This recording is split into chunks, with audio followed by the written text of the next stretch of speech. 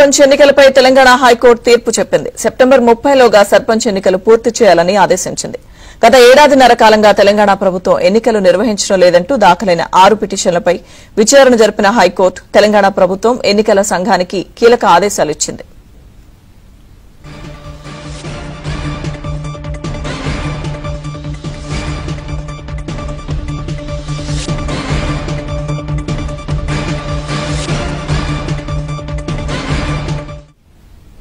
సర్పంచ్ ఎన్నికలపై తెలంగాణ హైకోర్టు తీర్పు చెప్పింది. సెప్టెంబర్ 30లోగా సర్పంచ్ ఎన్నికలు పూర్తి చేయాలని ఆదేశాలు జారీ చేసింది.